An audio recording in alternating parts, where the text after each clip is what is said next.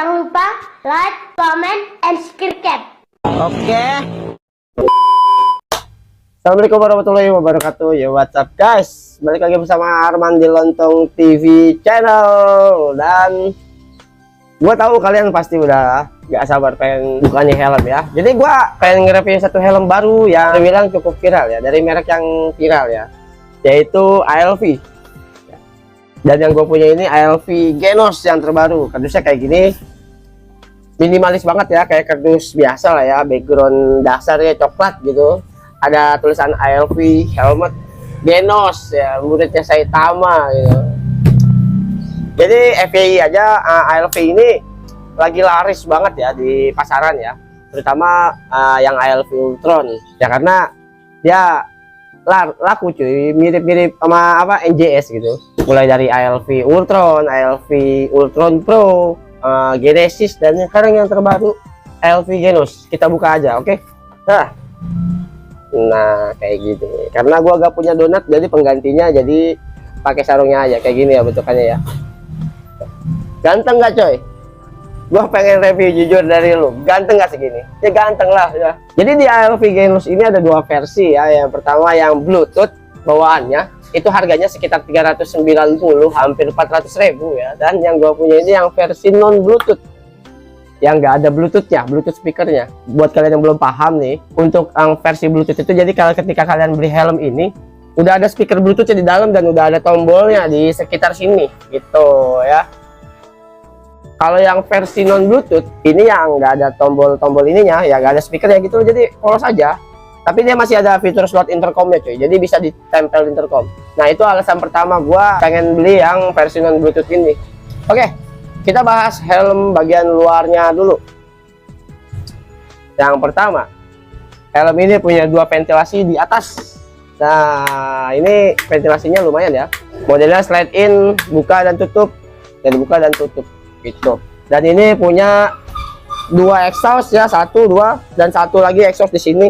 3 exhaustnya cuy, di atas satu, di spoilernya 2. Nah di sini ada wings yang nempel ya. Kalau kata gue sih ini nempelnya klik ya, tapi bukan baut begitu, cuman ini klik cuy. Wings di sini nih yang nempel ke spoiler, persis kayak R2R lah. Dan ventilasi jidat gitu, lumayan keras tapi gak keras-keras banget ya. Oh ya, ngomongin ventilasinya ALV, dulu gue sempat ngeluh ya, karena ventilasinya itu keras ya, banyak yang ngeluh, terutama di bagian ventilasi jidatnya si ALV Ultron ya. Tapi yang ini udah enggak coy, ini ya lumayan lah, masih bisa dioperasikan pakai lengan ya.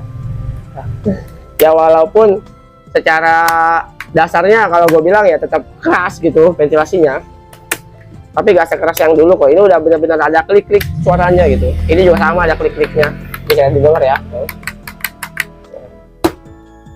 Ya, warna helmnya abu-abu. Kenapa abu-abu bukan putih? Karena gua mau beli yang putih udah kehabisan, lagi kosong waktu itu stoknya cuy. Jadi makanya opsi kedua gua ya kalau nggak putih ya abu-abu gitu. Karena gua demen warna-warna glossy gitu, kinclong di jalanan gitu kan, jadi eye catching banget buat di jalan gitu ya. Untuk helmnya sendiri ini banyak banget lekukannya ya. Lekukan terutama di bagian-bagian spoilernya ini, sama di bagian ventilasinya ini lekukannya tajam-tajam banget.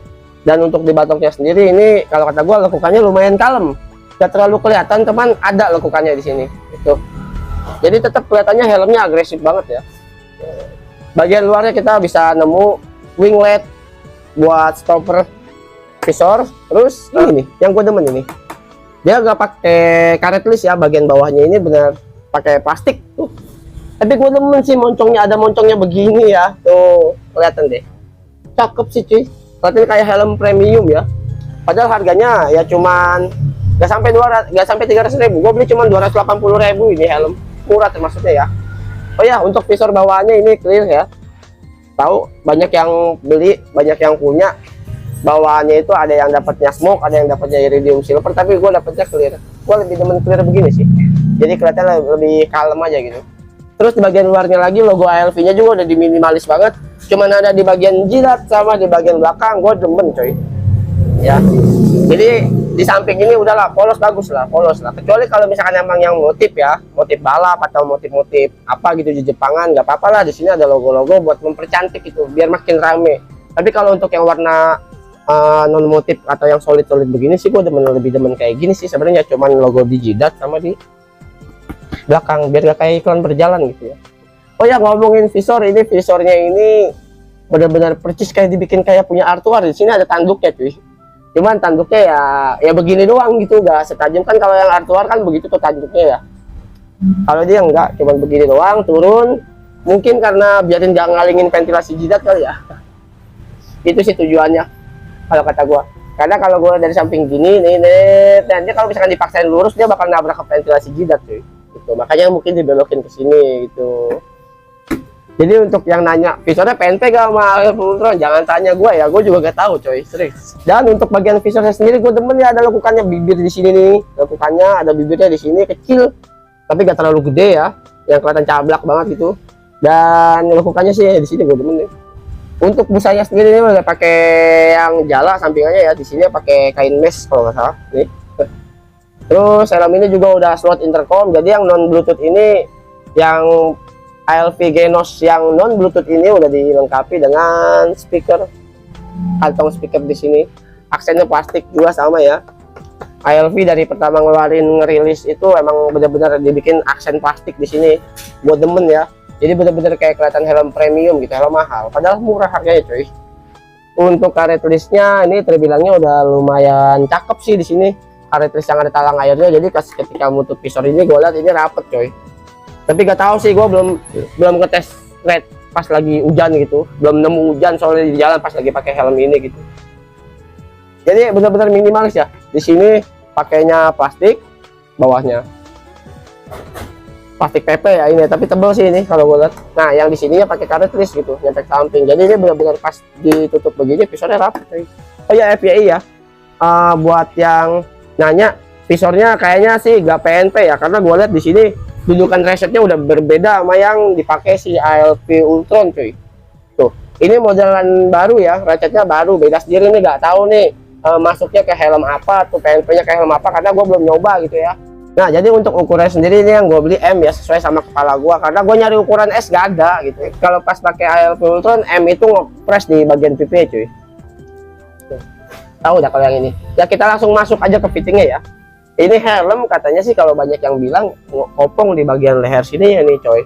Bagian sini tuh katanya panjang banget. Makanya gue sengaja ini gue gak pakai hoodie biar ngebuktiin seberapa kopong gitu kan. Tapi kalau gue lihat dari batoknya mah ini gak bagol sih, gak segede si ALV Ultron gitu ya. Gue demen sih kayak gini, helm gak gede gak kecil gitu, jadi cakep kelihatannya.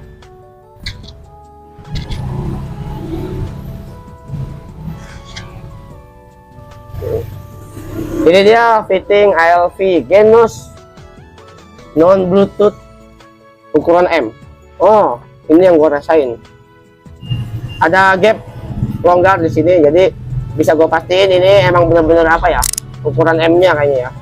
Mungkin kalau yang biasa pakai M gak bakal terlalu ngepres di sini ya. Cuman kalau yang pipinya tirus kayak gue nih lumayan longgar di bagian pipinya coy.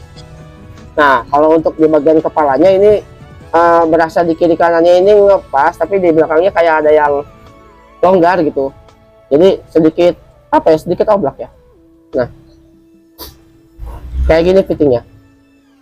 Dibilang ngatung sih enggak sih segini ya, ngatung lah kalau menurut gue ya, ngatung ya emang karena kebanyakan helm-helm berspoiler itu rata-rata emang ngatung fittingnya ya.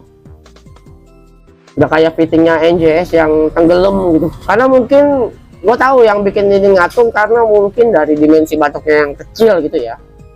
Lekukan batok ini apalagi di bagian belakangnya ini lumayan apa sih menurut gue ya, lumayan kecil gitu, jadi gak bagol. Makanya itu kayaknya yang bikin kelihatan helm ini ngatung kayak. Simple sih, gue lebih suka sama yang micro lock kayak begini daripada yang double D-ring, karena lebih efisien ya buat harian, tinggal pakai serepet gitu kelar. Nah, ini fittingnya kayak gini coy. Oh ya, ini kacanya kita buka dulu biar kalian nih tahu kayak gimana gitu. Set. Nah, kayak gini fittingnya. Ini bagian depan, ini bagian samping. Ngatung nggak sih? Kalian perhatiin sini coy, ngatung nggak? Menurut kalian gimana nih? Leher gue termasuknya panjang sih. Ini bagian belakang, terus ini bagian samping lagi, bagian samping, ini bagian depan. Jadi buat fittingnya kalian gak usah takut, yang biasa pakai M juga di sini pasti muat ya. karena ini fittingnya nggak terlalu ngepres. Tapi dia di bagian sininya emang pala gue yang kecil sih intinya mah. Emang gue harusnya pakai longgarnya segini gitu loh. Ya buat yang nanya busanya kasar apa enggak sih? Dan menurut gue ini busanya lumayan kasar ya, kayak ALV Ultron yang Gen 1 lah. Tapi gak sekasar amat sih. Cuman kalau dibandingin sama ALV Genesis sama Ultron Pro, gue lebih prefer sama busanya mereka ya, karena udah halus busanya walaupun gampang berujul. Ya malum ya, gue mengingat harganya yang cuman under 300.000 gitu, gue gak nge-expect busanya bakal sehalus saudaranya yang duluan rilis itu, yaitu si ALV Genesis sama Ultron Pro. Gue pasti udah curiga nih helm kok murah gitu, tapi gue ganteng tapi murah gitu. Ada apa-apanya nih helm, ternyata bener di innernya ini kurang kalau menurut gue ya. Walaupun busanya ini tebel, cuman ya kasar ya, segini lah kalau kata gue. Nah kayak gini coy kalau tutup visor. Set.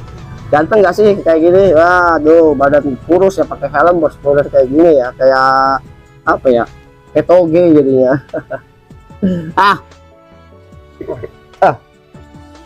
Yang gue demen ini bukan tutup visornya halus banget sih cuy, asli dah. Ini lumayan apa ya, gak terlalu kayak itu gitu lah. Tuh ini ada 4 step ya, 1 2 3 4 1 2 3 4 kayak gitu cuy. Jadi yang ke atasnya ini benar-benar ada keras, nah gitu buat kunci biar visornya tuh gak ngejeblok ke bawah ya. Tapi pas udah turun 1 nih di penguncinya, pas diginiin coy ini lumayan ringan banget sih, ringan banget saya bilangnya. Nah kayak gitu. Lumayan kasar busanya ya. Dan ini innernya ya bisa kalian lihat sendiri kayak gini, walaupun kelihatannya kayak helm mahal ya, cuman nggak bisa bohong sih kalau dari harganya gitu. Nah jadi gimana coy, buat yang mau beli ALV Genos ini, saran gua sih ya gak bakalan ada rugi atau gak bakalan ada nyesel sih, mengingat harganya yang cuma 280.000. Kecuali kalau kalian mau beli yang sepaket sama yang ini, yang versi Bluetoothnya dia 395, tapi gak tahu sih itu bedanya di mana, innernya beda atau enggak. Cuman yang gue tahu perbedaan cuman ada speaker Bluetooth sama gak ada speaker Bluetooth itu doang sih. Tapi kalau misalkan emang buat iseng-iseng, beli aja yang versi non Bluetoothnya kayak gue begini coy, jadi gak bakalan nyesel gitu. Cuman 280.000, murah lah kalau kata gue masih segini ya. Jadi kalau buat harian segini mah masih worth it menurut gua ya. Oh iya, helm ini sebenarnya udah gue pakai test riding ya, dan lumayan kedap filmnya, gak terlalu kekeresakan. Kalau dibuka begini emang ada sedikit suara siul ya, tapi kalau pas udah ditutup visor begini coy, itu helmnya lumayan kedap sih. Sampai dengan 70 km/jam gua naik motor pun gua gak ada suara angin yang begitu ngeganggu ya menurut gua ya. Oke, jadi kesimpulan yang bisa gua ambil, yang pertama dari modelnya ini si ALV Genos ini, dari depan, belakang, samping, kiri kanan ini lumayan cakep ya. Gua kasih nilai berapa ya, 90 lah ya. Bagus sih, gue demen serius. Tapi untuk finishing catnya ya masih sama seperti biasa ya. Ada beberapa cat yang bangun menurut gua kayak kulit jeruk gitu. Jadi ya penyakitnya ALV dari catnya ya, catnya itu finishingnya menurut gua kurang banget ya. Walaupun nggak begitu kelihatan, cuman kalau misalkan kita tegasin begini pakai mata Byakugan gitu, ini kelihatan cuy. Kalau misalkan ada cat yang bangun gitu, kayak kulit jeruk gitulah pokoknya ya. Terus untuk ventilasinya ini aktif coy, cakep ya. Untuk FC juga di sini udah bolong semua, punya gua udah bolong semua ya, gak usah gua kasih lihat. Ini gua review apa adanya ya. Dan di jidat ini juga bolong, cuman ditutup sama busa lagi di sini ya, buat ngefilter kotoran mungkin, kayak gitu ya. Terus untuk kekedapannya oke punya lah, gua kasih nilai 80 ya untuk kekedapan suaranya. Terus kalau untuk ventilasi adem apa enggaknya be aja sih menurut gua gak bisa ngerasain kalau helm ini tuh adem apa enggak gitu. Untuk visornya ini udah tebel ya, lumayan bagus ya, udah ada anti scratch-nya ya, lumayan. Nah, terus untuk busanya yang gua gak suka, busanya kasar banget ya. Kenapa sih ALV ini busanya kasar-kasar banget? Gua bingung gua. Kira-kira kalian sendiri kasih nilai berapa cuy untuk helm ini? Oh ya, ada yang ketinggalan. Kalau untuk fitur masih oke lah, dia fiturnya hampir nyaris paket komplit ya kalau menurut gua ya. Fiturnya oke punya lah. Dari mulai slot intercom ada, tagless speed udah ya, terus ada winglet di sini, ventilasi aktif semua ya, udah masuk kayak helm mahal lah kalau gue bilang ya. Untuk penguncinya juga gue lebih suka sama yang microlock kayak gini ya. Gak tahu kenapa ya. Karena kan kalau helm double D-ring tuh identik sama buat touring atau jarak jauh ya. Gua kalau untuk helm-helm jarak jauh gitu gue lebih prefer ke helm-helm full face daripada half face begini. Makanya kalau untuk harian half face begini lebih efektif yang microlock atau yang buckle click begitu coy. Ya, mungkin sekian aja ya review helm dari gua. Kalau misalkan gua banyak kekurangannya, gua minta maaf. Gua Arman pamit undur diri. Assalamualaikum warahmatullahi wabarakatuh. Salam Lontong TV.